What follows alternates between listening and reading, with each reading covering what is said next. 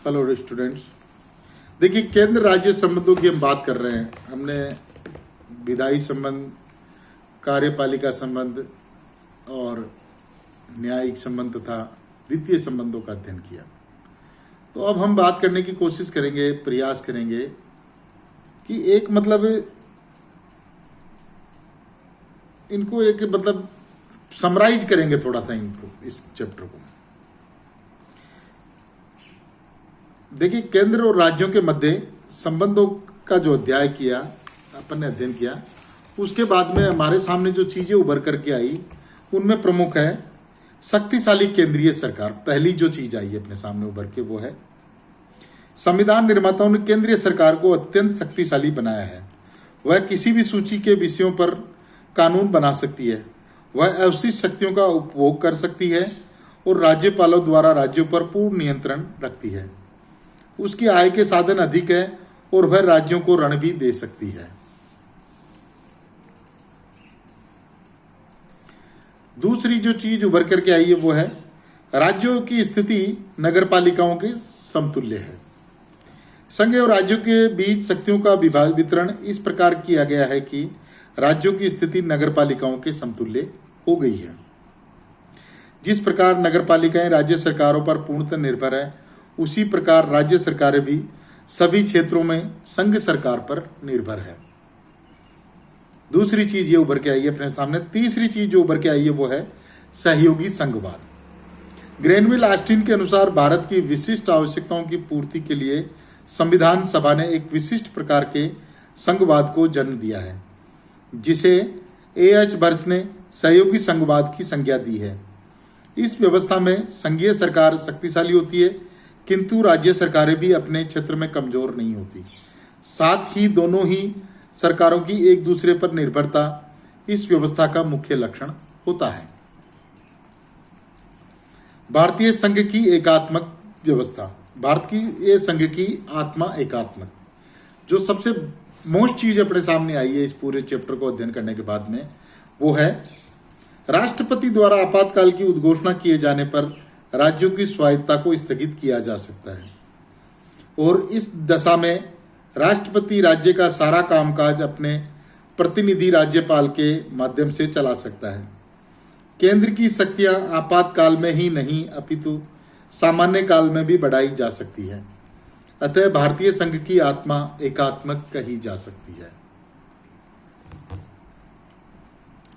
देखिए, ये जो चार चीजें हैं वो अपने सामने उभर करके आई जब अपन ने केंद्र राज्यों के मध्य संबंधों का अध्ययन किया।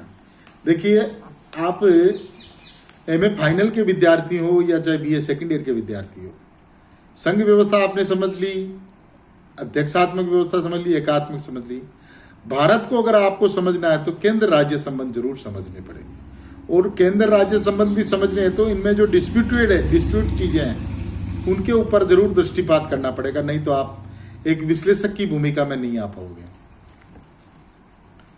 देखिए, केंद्र और राज्यों के मध्य जो टकराव की स्थिति है उसको थोड़ा सा रेखांकित करने का प्रयास हमने किया है। केंद्र राज्य संबंध आज भी उतने ही खराब है जितने श्रीमती इंदिरा गांधी के शासनकाल में थे। श्रीमती गांधी के कार्यकाल 1984 से यह संबंध बहुत बिगड़ गए, जब सिक्किम, जम्मू कश्मीर व आंध्र प्रदेश की गैर कांग्रेस सरकारों को अपदस्थ किया गया था। 3 गैर कांग्रेस शासित राज्यों में से जो केंद्रीय सरकार के मंत्री थे, वे इन राज्यों आंध्र प्रदेश, पश्चिम बंगाल और कर्नाटक के मुख्य मंत्रियों के खिलाफ बंदूक की ताने रखते थे। नवंबर 1987 में प्रधानमंत्री ने त्रिपुरा की कई सभाओं में भाषण किया और नरपेन चक्रवर्ती की सरकार के खिलाफ टीका टिप्पणी की। जनता, माकपा व तेलुगु देशम के सदस्यों ने राज्यसभा में उनके राज्यों के प्रति केंद्र की उपेक्षा के प्रति नाराजगी प्रकट की।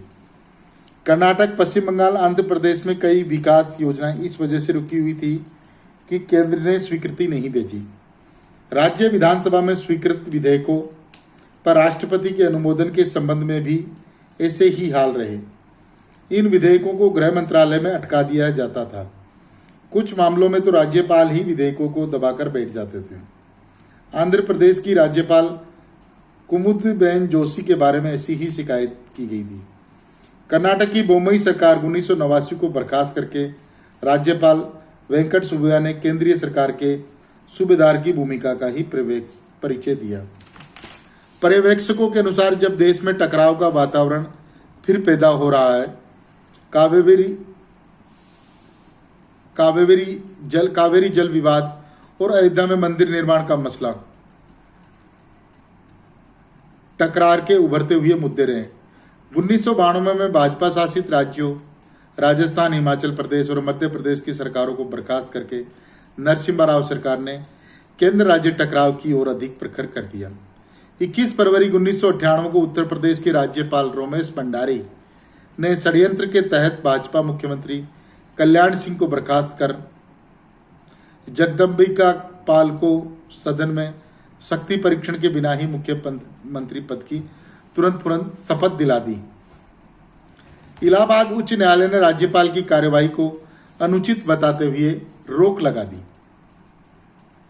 शक्ति परीक्षण में जीतने के बाद मुख्यमंत्री कल्याण सिंह ने राज्यपाल रोमेश भंडारी को हटाने की मांग दोहराई।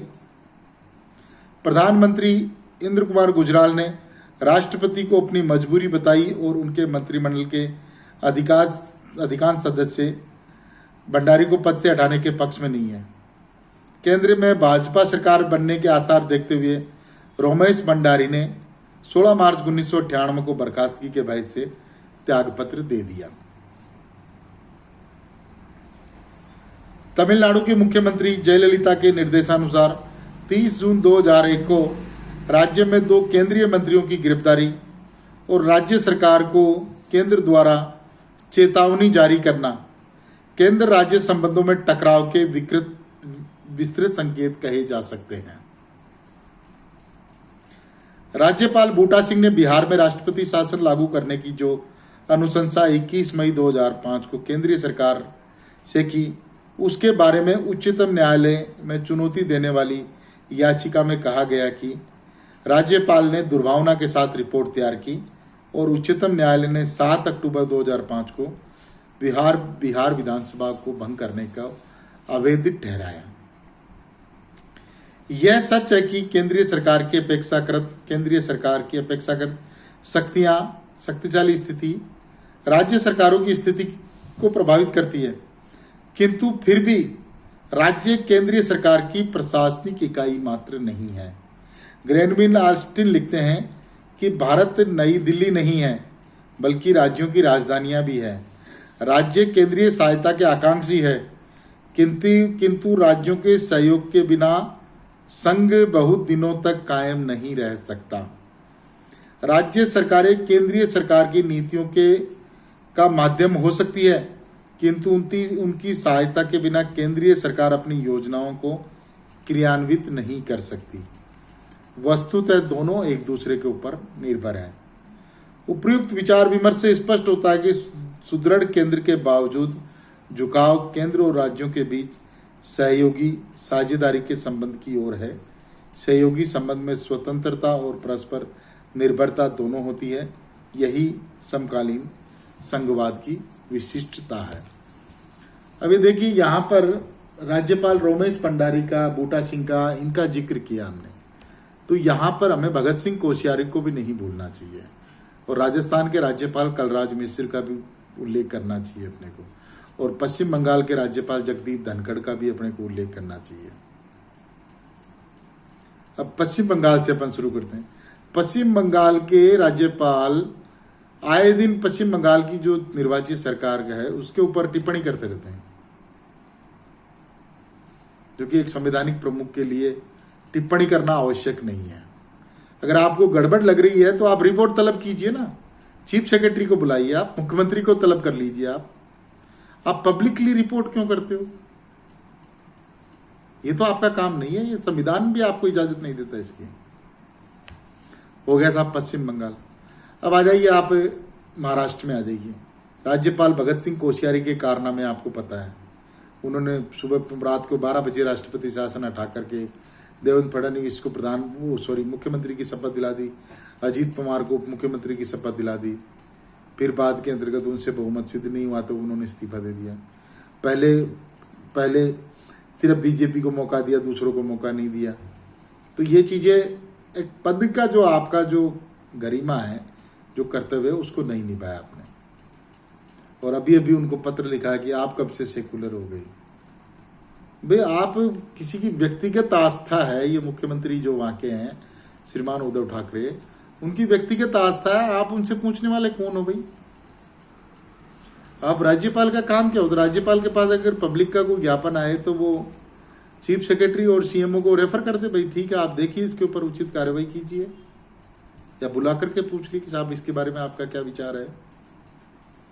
और अगर आपको नहीं जचे तो आप लिख के भेज दीजिए केंद्र सरकार को कि साहब ये संविधान के उपबंधों के अनुसार काम नहीं कर रही, आप इसको हटाइए, 356 लगवा दीजिए। लेकिन आप पूछ रहे हो कि आप कब से सेकुलर हो गए। ये तो आपको शब्दों का चयन थोड़ा सा संविधान की गरिमा और आपके पद की गरिमा के अनुरूप ही करना चाहिए। इसी प्रकार से राजस्थान में जो ड्रामा हुआ पिछले 2-3-4 महीने पहले, उसमें देखिए आप, मतलब ये संविधान स्पष्ट कहता है कि भाई सदन आहूत करने का काम सरकार का होता है, ये उसका विशेष अधिकार होता है सरकार का। राज्य मंत्रिमंडल विचार विमर्श करके संसदीय सलाहकार समिति से संविधान विधानसभा अध्यक्ष से विचार विमर्श करके राज्य मंत्रिमंडल एक नोट तैयार करता है और राज्यपाल को सिफारिश करता है कि साहब आप इतनी तारीख से राज्य की विधानसभा का सत्र आहूत कीजिए। अमूमन राज्यपाल उसको स्वीकृति दे देता है कि उसमें वहां पे उसको कोई विवेकाधिकार नहीं है। अगर बाय द वे उसको लगे तो वो ये कह सकता है कि साहब इसको थोड़ा सा आप क्लियर कीजिए, आप सत्र क्यों बुलाना चाहते हो। फिर दोबारा भेज दिया तो फिर तो कोई चारा ही नहीं है उसके पास कि आप इसको ना मानो। राजस्थान में क्या हुआ, माननीय महोदय ने वो प्रस्ताव पुनः दोबारा भेजा, दोबारा फिर रिपीट कर दिया, तिबारा भेजा, तिबारा फिर रिपीट कर दिया। भाई ये तो आपको अधिकार ही नहीं दिए इतने। तो शासन करने की जो शक्ति है लोकतंत्र में लोकप्रिय और निर्वाचित सरकार को दी गई है, राज्यपाल को शासन करने की शक्ति नहीं दी गई। राज्यपाल राष्ट्रपति का प्रतिनिधि है जो ये सिर्फ वाच करने के लिए है कि यहां संविधान के उपबंधों के अनुसार शासन हो रहा है या नहीं हो रहा। नहीं हो रहा तो अपनी वो रिपोर्ट, तथ्यगत रिपोर्ट अपनी, ये देखिए मैं जो शब्द यूज कर रहा हूं तथ्यगत। अब आप किसी निर्वाचित मुख्यमंत्री को सदन आहूत नहीं करने दो, आप निर्वाचित मुख्यमंत्री पर टिप्पणी करो, आप निर्वाचित मुख्यमंत्री के ऊपर उसकी आस्था के ऊपर प्रश्न चिन्ह लगाओ। ये राज्यपालों के काम नहीं है। ये बूटा सिंह ने भी गलत किए थे, रोमेश भंडारी जो कांग्रेस पार्टी के थे उन्होंने भी गलत किए थे, और आज ये लोग भी गलत कर रहे। तो मेरा आग्रह यह है मुख्य रूप से कि राज्यपाल का जो पद है उसको थोड़ा सा डिफाइन करना चाहिए, उसकी ड्यूटी जो है उनको लिपिबद्ध करना चाहिए कि राज्यपाल क्या क्या कर सकता है। अब राज्यपाल का पद जब संविधान निर्माताओं ने बनाया तब उन्होंने सोचा कि इसके ऊपर तो जो बैठेगा बहुत प्रबुद्ध आदमी बैठेगा, जिसको संविधान का जानकार होगा, संविधान को समझता होगा, और इतनी बड़ी जिम्मेदारी जो लेगा कि संविधान के संरक्षण की जिम्मेदारी मेरे पर है, वो आदमी ऐसा क्या करेगा? ऐसा तो कर ही नहीं सकता। पर संविधान निर्माताओं की तो बात गलत साबित हुई। जब से संविधान लागू हुआ है तभी से सबसे ज्यादा अगर कोई डिस्प्यूटेड मैटर है तो वो गवर्नर का पद है भारत के संविधान में। जब कांग्रेस का एक छत्र राज था तब गवर्नरों ने अपनी रिपोर्ट से विपक्षी दलों की सरकारों को बर्खास्त करवाया, और अब जब दूसरे दल की सरकार है तब गवर्नर अपनी रिपोर्ट से, अपनी क्रियाओं से दूसरे दलों की सरकारों को डिस्टर्ब कर रहे हैं। तो गवर्नर का जो पद है वो एक मतलब एक डिफाइन होना चाहिए। इसके ये साफ साफ उनको एक दे देना चाहिए जब अपॉइंटमेंट दे गवर्नर को कि साहब आपको ये काम करने, देख लीजिए 1 से 10 तक ये लिस्ट बना दी और ये नहीं करने आपको। फिर उसके बाद में भी ये लोग करते हैं।